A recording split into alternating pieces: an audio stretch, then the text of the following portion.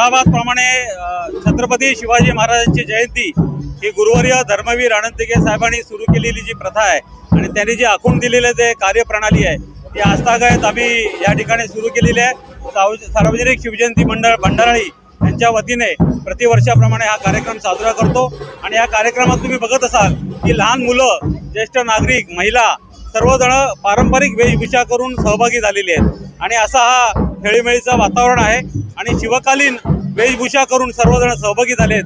तुम्हाला या ठिकाणी सर्व फील जो आहे तो शिवकालीन दिसेल। सर्व जे पारंपरिक वाद्य आहेत ते गेले अनेक वर्षानुवर्ष या कार्यक्रमानिमित्त येत असतात आणि त्यांचा सहभाग हा आपल्याकडे दरवर्षी होत असतो आणि मला खात्री आहे की ही जी परंपरा आहे आणि ही जी संस्कृती आहे ही जतन करण्याचं काम ह्या पुढील पुढील पिढी आपली ती अशीच चालू ठेवेल याची मला खात्री आहे। धन्यवाद।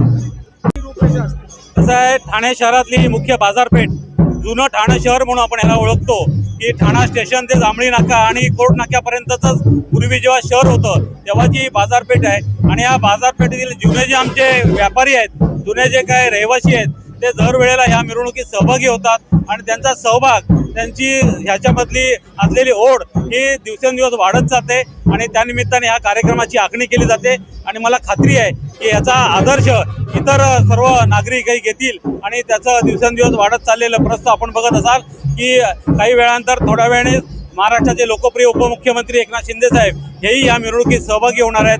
आमचे सचिव विलास जोशी साहेब या ठिकाणी आलेले आहेत।